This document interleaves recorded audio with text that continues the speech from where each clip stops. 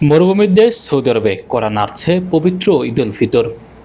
18 March থেকে শুরু হওয়া দীর্ঘ 4 দিনের সরকারি ছুটিতে খুশি প্রবাসীরা। তবে ঈদকে কেন্দ্র করে বাংলাদেশিদের পরিচালিত দোকানগুলোতে কেনাবেচা জমে উঠেছে বহুগুণে। জামা কাপড় থেকে শুরু করে বাংলাদেশি খাবার ও মশলার চাহিদা এখন আকাশচুম্বী। তবে মধ্যপ্রাচ্যের সাম্প্রতিক যুদ্ধের কারণে কিছুটা ম্লান এবারের ঈদ আনন্দ। অনেকের বাড়ি ফেরার পরিকল্পনা থাকলেও কয়েকটি রুটের আকাশপথ বন্ধ থাকায় ভেস্তে গিয়েছে এবারের ঈদ যাত্রা। কিছুটা দুশ্চিন্তায় পড়েছেন দেশে থাকা স্বজনরাও। এখন পর্যন্ত মধ্যপ্রাচ্যের চলমান সংঘাতে সৌদি আরবে সরাসরি কোনো প্রভাব না পড়লেও ঈদের আনন্দের মধ্যেও রয়েছে দুশ্চিন্তা। আমরা সৌদি আরব দীর্ঘদিন যাবত আছি, কিন্তু এখন পর্যন্ত আমাদের এই সৌদি আরবে কোনো সমস্যা নেই যুদ্ধের, এবং আগামীতে হবে কিনা সেটা আল্লাহ ভালো জানেন।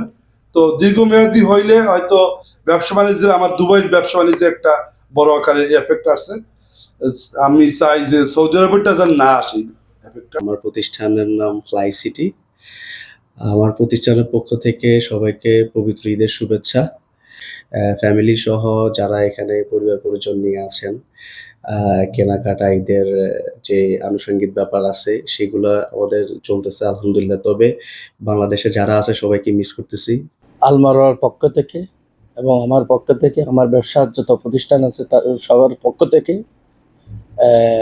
এবং দেশ এবং বিদেশে সবাইকে ঈদ মোবারক। তো দেশবাসীর কাছে, সবার কাছে আমাদের আকুল আবেদন, সবাই আমাদের জন্য দোয়া করবেন যেন আমরা এই অবস্থা থেকে যত শীঘ্রই উত্তরণ হতে পারি এবং আমরা আমাদের বিজনেস কামিয়াব করতে পারি, আমরা যেন দেশের মুখ উজ্জ্বল করতে পারি। এবং সবাইকে আবারও ঈদের অগ্রিম শুভেচ্ছা।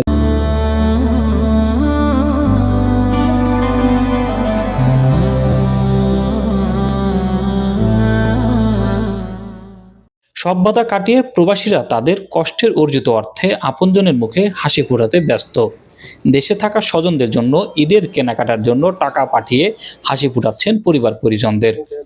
প্রবাসের এই ঈদ বাজার কেবল কেনাবেচাই নয়, বরং হাজার মাইল দূরে থাকা এক টুকরো বাংলাদেশকেও তুলে ধরা হচ্ছে সৌদি আরবের বুকে।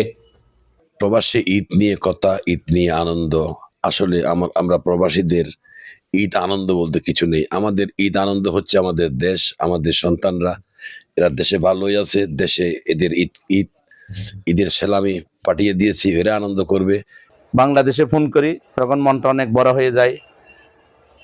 আমাদের ছেলে সন্তান, মা বাবা, যার যে স্থান, যে অবস্থা দেখলে বুকটা ফেটে যায়।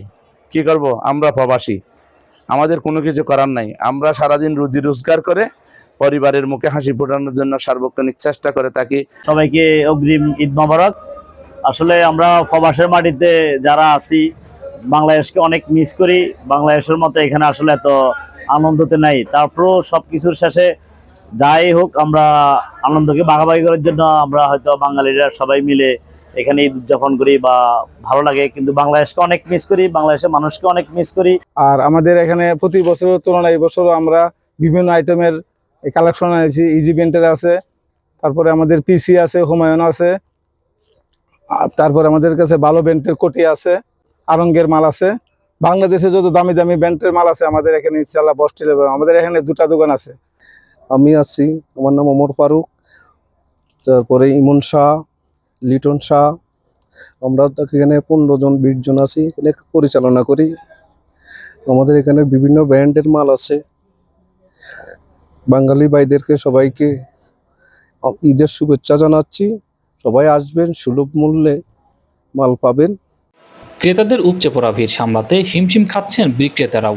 বিশেষ করে রিয়াদের বাথা বা জেদ্দার সারাফি এলাকায় প্রবাসী বাংলাদেশিদের তৈরি পাঞ্জাবি, লুঙ্গি আর দেশীয় থ্রি পিসের চাহিদা এবার চোখে পড়ার মতো।